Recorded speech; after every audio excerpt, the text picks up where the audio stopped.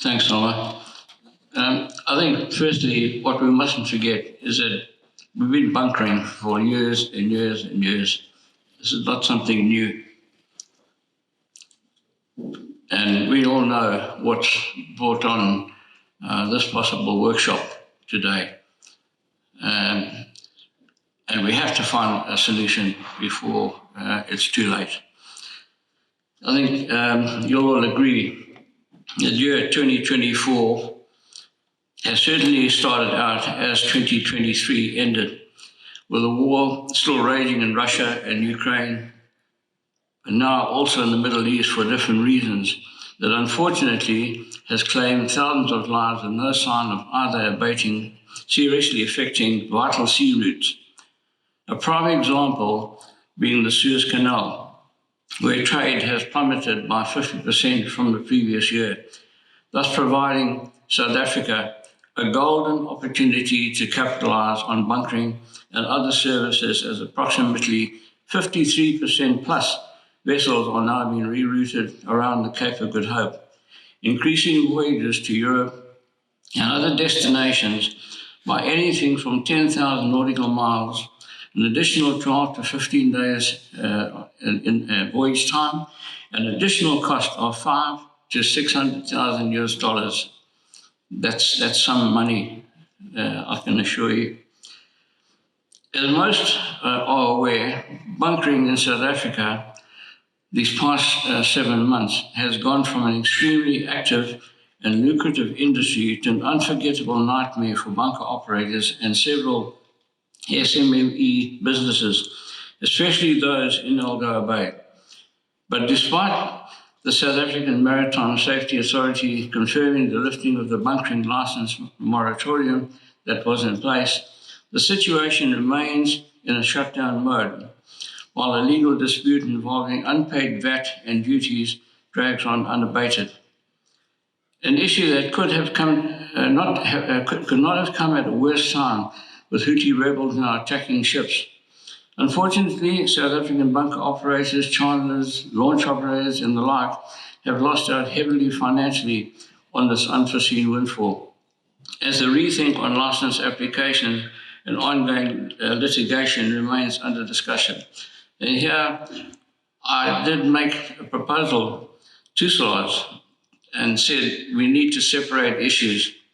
We need to get our licensing application in order by SARS, SAMSA, and Transnet coming together to set out all the relevant terms and conditions that are required to prevent what has happened and caused this downfall. To date, only Cape Town and Durban ports have benefited to a minor degree from vessels with permissible draft entering Cape Town and Durban to take on bunkers, whilst others have continued to bunker in Walvis Bay, Maputo, Mauritius, and even Singapore, countries who have scored hugely financially as a result, while South Africa, a country who's in dire need of a huge financial boost to the fiscus, watches from the sidelines, for want of a phrase, especially as Operation Prekiza and the development of South Africa into a major maritime nation remains a frequent spoken subject. Despite an increase of 53% in reported maritime traffic rerouted around the Cape of Good Hope, shipping lines are sceptical about stopping to refuel in South African ports. Because of the capacity constraints related to service inadequacy, preferring instead to use bunker services elsewhere, such as Mauritius, as example, whilst local operators, charters, etc., eagerly await a decision and stand idle. In addition, the cost of low sulfur fuel is seemingly the costliest globally at $700 per metric ton. And because of this deterring factor, top-ups are taking place to facilitate the completion of a vessel's sea voyage and thereafter refuel at a cheaper rate elsewhere. It is difficult to comprehend, too, that since 2016, engagement with the fuel industry to encourage compliance with the legislation concerning the importation the trading in and other operational activities of vessels engaged in the supply of fuel. Alongside these engagements, investigations around compliance in fuel bunkering have also been conducted, and the detention of the vessels last September is part of this ongoing investigation. To conclude, it has also been stated on several occasions that there is no interest in jeopardizing economic growth nor contributing to the problem of unemployment, poverty, and inequality. But the law must be upheld.